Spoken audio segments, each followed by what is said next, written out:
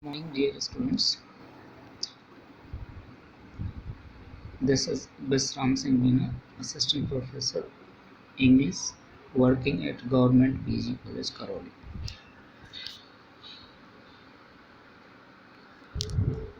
Through online teaching mode, we are studying English literature. The lecture of the day is for the students of BA Part 2nd. Today we are to take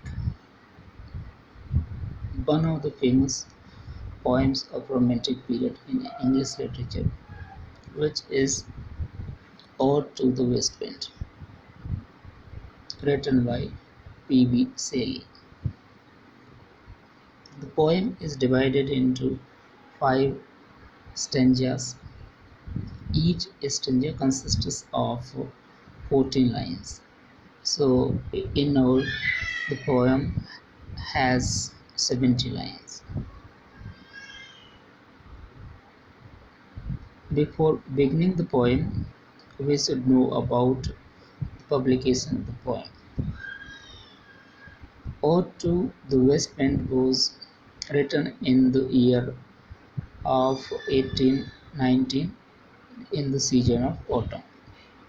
It was published with Prometheus Unbound in the year of 1820.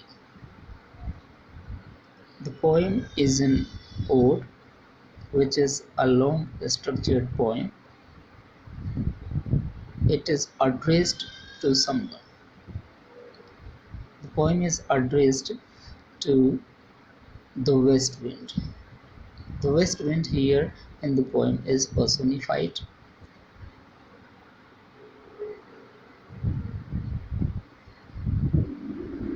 The poem is written in terza rima.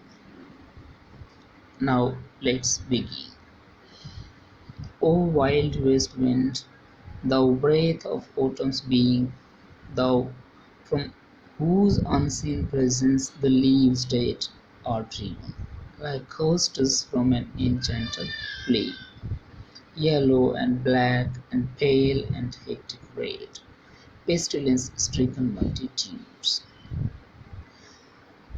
A P.B. Shelley is addressing to the west wind, which is wild, means uncontrollable. Thou breath of autumn's being. Autumn has been personified here in the poem, and the west wind is the breath, is the spirit of autumn. Thou from whose unseen presence the leaves dead are driven. The poet says that the west wind is not seen, it is not visible, but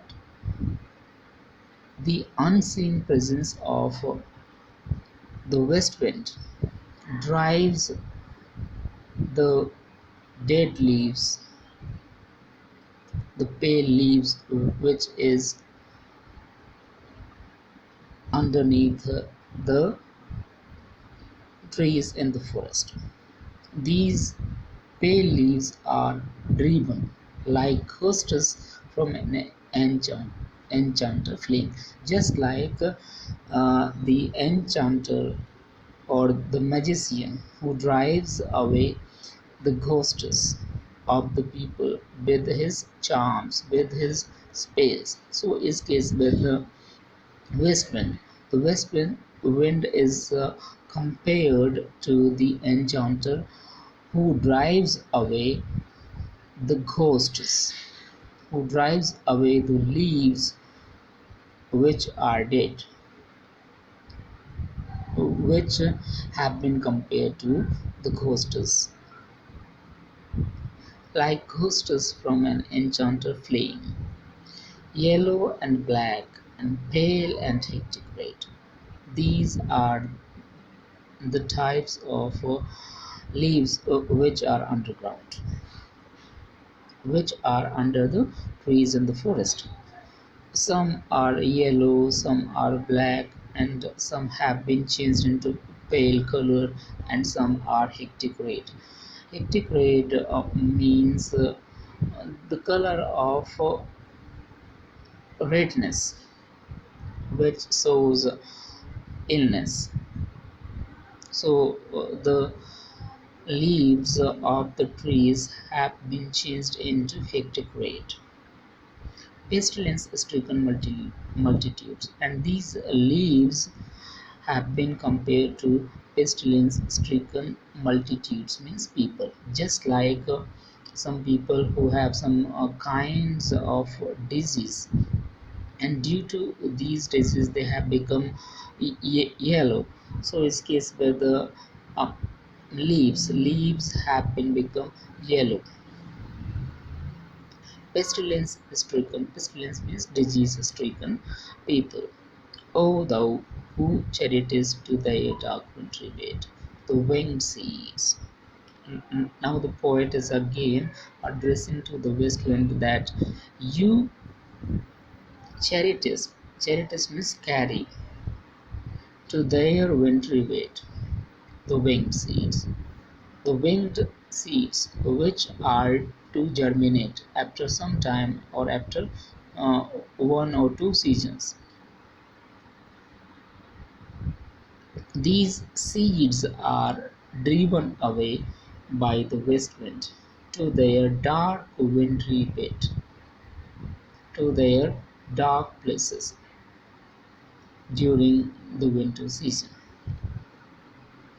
Who charitest to their dark wintry bed the winged seeds. The seeds means that the seeds which are to sprout, which are to germinate. O thou who charitest to their dark wintry bed the winged seeds, where they lie cold and low. During the winter season, these seeds are covered, in the grave, and they lie cold and low. They are laid down in the ground, where they lie cold and low, each like a corpse. Now, the poet gives an example of a simile. He compares these winged seeds to corpses, just like the corpses are laid in the grave. So is case by these winged seeds which are kept underground, each like a corpse within its grave, until thine azure sister of the spring shall blow. Uh, the season changes. When the spring season comes, then the wind becomes mm, a vernal wind. When the vernal wind blows in the blue sky, which is cloudless, then these seeds are grown, these are germinated, and uh, the words come in these seeds. Thine azure sister of the spring shall blow her clarion over the dreaming earth. The poet has given us beautiful scenery, beautiful imagery, and beautiful imagination, we can call. Thine azure sister of the spring, when the vernal wind of the spring season blows, uh, that wind mm, awakens, the dreaming earth. Means the seeds which were dreaming, which were sleeping underground, they are awakened and now they are to germinate. Her clarion means blowing of the instrument. Her clarion over the dreaming earth, and fill, driving sweet words like flocks to feed in air. And this kind of sound of the vernal wind, which is the sister of the west wind, makes these wind seeds which were lying during winter. Now they are germinated, and they are germinated into sweet words like flocks to feed in air, with living hues and odors plain and hill. And these seeds are germinated into words, and they fill the earth with living hues. Hues means colors, and odors means fragrance. And the plain means the earth is full of flowers, full of birds, which are of different colors. This kind of beautiful scene we can see in spring season, because now the sister of the west wind is blowing throughout the air, throughout the blue sky, with living hues and odors, plain and hill, the earth and the hillside, all are full grown. All are full grown with different kind of flowers, different kind of birds, wild spirit which are moving everywhere. Now, wild spirit means the west wind is blowing everywhere, destroyer and preserver here over here. Now the poet gives two rules, two functions to the west wind. On the one hand, the west wind is the destroyer, which destroys the dead leaves of the trees. But on the other hand, it is preserver also, because takes it takes the wind seeds into the ground, and they are kept they are kept during the winter season, and thus they are preserved.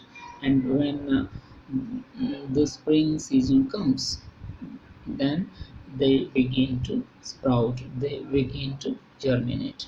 So that kind of function is attributed to the west wind. The west wind is both a destroyer and a preserver. That's all for today. Thank you and have a nice day.